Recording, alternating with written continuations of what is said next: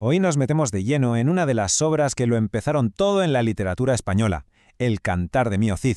Es la historia que durante siglos nos ha dicho cómo tiene que ser un héroe.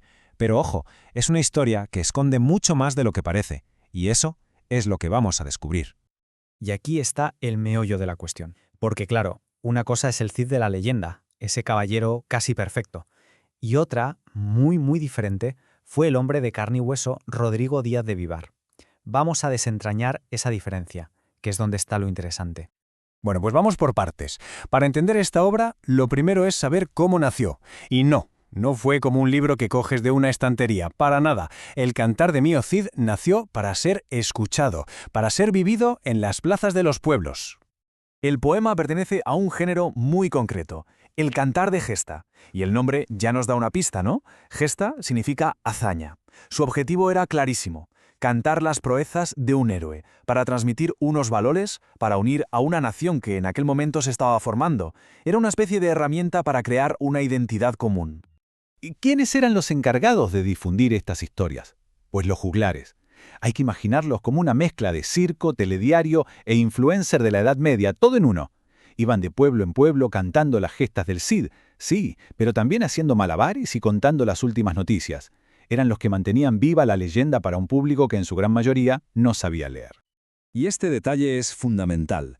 El poema se compuso en la lengua de la calle, en el castellano que hablaba la gente, no en el latín de los monjes y los eruditos. Por eso conectó también con el pueblo. Y si hoy podemos estar hablando de él, es gracias a un pequeño milagro, que sobreviviera una única copia manuscrita, firmada por un tal Per Abad. Poca broma. Muy bien, ahora vamos a hacer una pausa. Dejemos el poema a un lado un momento y viajemos en el tiempo para conocer al hombre real, Rodrigo Díaz de Vivar, un caballero castellano que vivió en el siglo XI. Esta cronología nos muestra el perfil de un líder militar, de un auténtico fuera de serie. Un hombre de frontera que después de ser desterrado por su propio rey, no es que sobreviviera, es que se las apañó para conquistar su propio reino independiente en Valencia, algo casi impensable para la época. Y es justo aquí donde la cosa se pone realmente interesante, porque el poema cogió a este hombre real y lo modificó, y bastante. Pero la pregunta es, ¿por qué? ¿Con qué objetivo se hicieron esos cambios? Fijaos en esta tabla.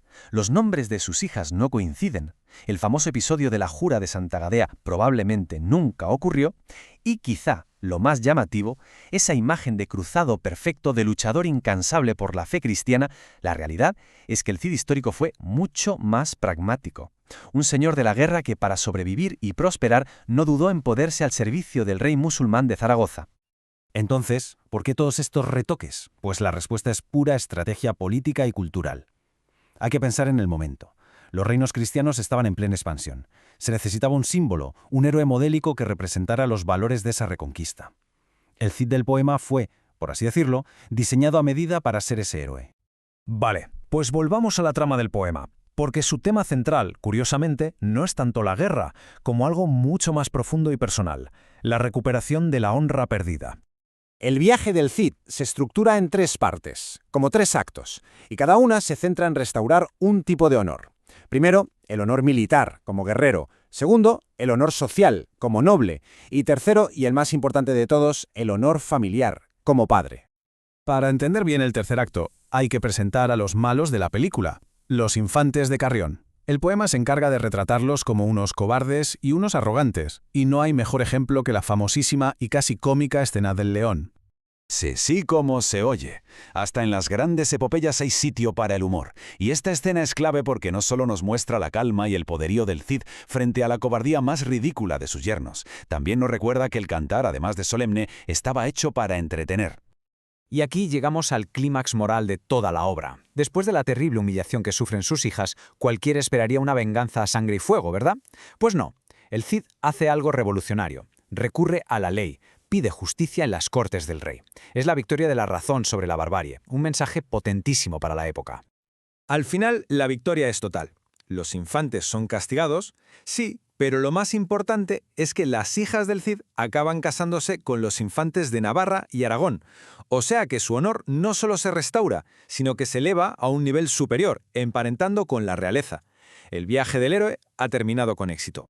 El hombre, Rodrigo Díaz, murió en 1099.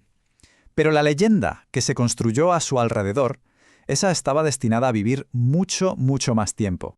El impacto cultural del Cid literario ha sido sencillamente inmenso.